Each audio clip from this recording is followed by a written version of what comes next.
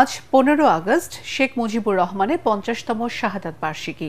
সকাল থেকে ধানমন্ডি 32 নম্বরে শেখ মুজিবুর রহমানের বাড়ির আশেপাশের পরিবেশ থমথমে থাকলেও বেলা বাড়ার সাথে সাথে বিচ্ছিন্ন কিছু সহিংসতার ঘটনা ঘটেছে। আইনশৃঙ্খলা রক্ষাকারী বাহিনীর কড়া নিরাপত্তা বেষ্টনী ভেদ করে ধানমন্ডি 32 নম্বরে ফুল নিয়ে প্রবেশ করতে চাইলে কয়েকজন আওয়ামী লীগ কর্মীকে গণধোলাই দেয় বিক্ষুব্ধ ছাত্র জনতা। এতে উত্তেজনা ছড়িয়ে পড়লে পুলিশ তা নিয়ন্ত্রণে আনে। এর আগেই রাতে আওয়ামী লীগ কর্মী সন্দেহে 6 জনকে আটক করেছে পুলিশ। আরও জানাচ্ছেন মুশফিকুর রহমান। 15 আগস্ট বঙ্গবন্ধু শেখ মুজিবুর রহমানের 50তম শাহাদাত বার্ষিকী। তবে ধানমন্ডি 32 নম্বরে নেই কোনো আনুষ্ঠানিকতা, মিছিল, গণজামায়াত। ভাঙা বাড়ি ও স্মৃতিফলক ঘিরে শুনশান নীরবতা।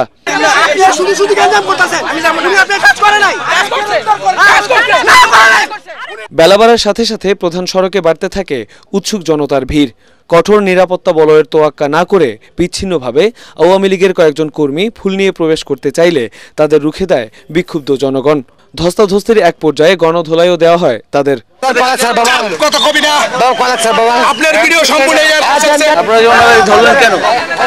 আওয়ামী লীগ খুব ভালোবাসে, বঙ্গবন্ধুর বাড়ি খুব ভালোবাসে, এইটা কথাটা বলতেছে।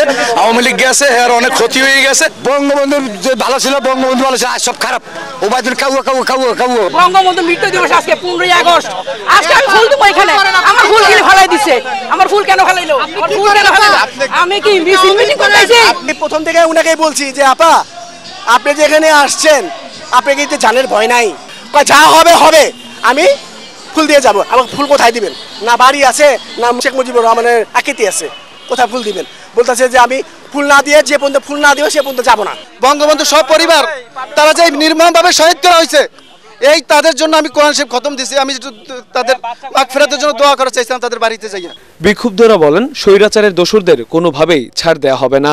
তাদের আসেনি কিছু, তারা যে করবে সাধারণ জনগণ তাদেরকে ব্যারিকেড। পুলিশ জানায়, আওয়ামী লীগ ও তার সহযোগী সংগঠন যাতে কোনো প্রকার বিশৃঙ্খলা সৃষ্টি করতে না পারে সেই বিষয়ে তৎপর রয়েছে আইন শৃঙ্খলা বাহিনী। রুটিনকার যে নিরাপত্তা ব্যবস্থা সেটাই নেওয়া হয়েছে। এখানে ওই যে বিভিন্ন সন্দেহে আর কি, কেউ বা মোবাইল চোর, ছিনতাইকারী অথবা নিষিদ্ধ ঘোষিত সংগঠনের সদস্য, এইরকম সন্দেহ করে 5 জনকে আটক করা হয়েছিল। তো এদের ব্যাপারে যাচাই বাছাই করা হচ্ছে। পরিস্থিতি নিয়ন্ত্রণে প্রস্তুত রাখা হয়েছে সাজোয়া যান। Mushfiqur Rahman, ATN Bangla, Dhaka. BNP chairperson সাবেক প্রধানমন্ত্রী বেগম খালেদা জিয়ার 81তম জন্মদিন আজ।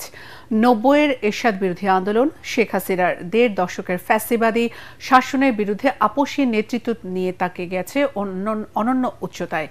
দলীয় প্রধানের রোগ মুক্তি কামনায় মিলাদ ও দোয়া মাহফিলের মাধ্যমে অনাড়ম্বর পরিবেশে বেগম জিয়ার জন্মদিন পালন করছে বিএনপি। নয়াপল্টনে আয়োজিত এক আয়োজনে বিএনপি নীতি নির্ধারকরা বলেন, এখনো দেশ নিয়ে জাতীয় নির্বাচন বানচালে নানা ষড়যন্ত্র চলছে। সবাইকে ঐক্যবদ্ধভাবে ষড়যন্ত্র মোকাবেলা করে দেশে গণতান্ত্রিক প্রক্রিয়া ফিরিয়ে আনতে হবে। মইনুল আহসান জানাচ্ছেন বিস্তারিত। সাধারণ থেকে তিনি হয়ে উঠেছিলেন অসাধারণ। রাষ্ট্রপতি জিয়াউর রহমানের হত্যাকাণ্ডের পর 1982 সালে গৃহবধূ বেগম খালেদা জিয়ার রাজনীতিতে আগমন। এরশাদের বিরুদ্ধে 9 বছরের আপসহীন আন্দোলনের মাধ্যমে দেশবাসীর কাছে তিনি হয়ে ওঠেন দেশনেত্রী। সন্ত্রাস, জঙ্গিবাদ সব দমন করে বাংলাদেশের সামনের দিকে এগিয়ে নিয়ে যাব। 111-এর মঈনুদ্দিন ফখরুদ্দিনের সেনা সমর্থিত সরকারের বিরাজনীতিকীকরণের বিরুদ্ধে অসামান্য দৃঢ়তা নিয়ে দাঁড়িয়েছিলেন এই লৌহমানবী। শেখ হাসিনার ফ্যাসিবাদী শাসনের 1.5 দশক নানা অত্যাচার নির্যাতন সহ্য করেও বেগম খালেদা জিয়ার লড়াই ছিল অনমনীয়, দুর্বার। আওয়ামী লীগের শাসনামলে দীর্ঘদিন কারাবন্দী থাকার পর গেল বছরের 5 আগস্ট ছাত্র জনতার গণঅভ্যুত্থানে শেখ হাসিনার পতন ও দেশ ছেড়ে পালিয়ে যাওয়ার পর কারাগার থেকে পুরোপুরি মুক্ত হন তিনি। স্বৈরশাসক শেখ হাসিনার পতনের পর হাসপাতালে চিকিৎসাধীন অবস্থায় বেগম জিয়ার বার্তা ছিল, প্রতিহিংসা নয়, দেশকে এগিয়ে নিতে হবে সবাই মিলে। ধ্বংস নয়, প্রতিশোধ নয়, প্রতিহিংসা নয়, ভালোবাসা, শান্তি ও জ্ঞান ভিত্তিক সমাজ গড়ে তুলি। ২৪-এর গণঅভ্যুত্থানে স্বৈরাচারমুক্ত বাংলাদেশে ভিন্ন পরিস্থিতিতে অনাড়ম্বর পরিবেশে তেমন কোনো আয়োজন ছাড়াই বেগম খালেদা জিয়ার ৮১তম জন্মদিন পালন করছে বিএনপি নেতাকর্মীরা। দলীয় প্রধানের রোগ মুক্তি কামনায় মিলাদ ও দোয়া মাহফিলের বাইরে কোনো আয়োজন না করতে দলের পক্ষ থেকে দেয়া হয়েছে কড়া নির্দেশনা। নয়াপল্টনে দোয়া মাহফিলে বিএনপির শীর্ষ নেতারা বেগম জিয়ার রাজনৈতিক জীবনের নানা ত্যাগ সংগ্রামের কথা তুলে ধরেন। এক খেলায় মাত্র, তার কোনো উদাহরণ নাই। একজন গৃহবধূ থেকে রাজপথে নেমে এসে জনগণের কাতারে থেকে সকল মানুষকে সঙ্গে নিয়ে সংগ্রাম করে এই দেশটাকে, এই দলটাকে এগিয়ে নিয়ে গেছেন, এটা ভাষায় প্রকাশ করা যাবে না। তাকে বারবার জেলে যেতে হয়েছে এবং শেষ পর্যন্ত তাকে দণ্ড দিয়ে একটা নির্জন কারাগারে রাখা হয়েছিল। ভুল চিকিৎসা দিয়ে তাকে মৃত্যুর মুখে ঠেলে দেওয়া হয়েছিল এবং সুচিকিৎসার জন্য বাইরে যেতে না দিয়ে তার মৃত্যু নিশ্চিত করার চেষ্টা করা হয়েছিল। কিন্তু আল্লাহ যাকে রাখেন তাকে মারার ক্ষমতা কারো নেই।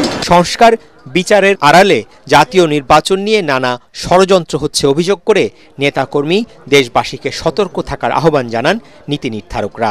আবার যে পরিবর্তন আসতে যাচ্ছে, আবার যে গণতন্ত্র পুনঃপ্রতিষ্ঠা হতে যাচ্ছে, সেটাও বিএনপির নেতৃত্বেই হতে যাচ্ছে। সামরিক স্বৈর শাসনের গোরস্থানে গণতন্ত্র রচনা করেছিলেন দেশনেত্রী বেগম খালেদা জিয়া, আর এই ফাঁসিবাদের জায়গায় গণতন্ত্রের সূচনা করবেন আবার জনাব তারেক রহমান।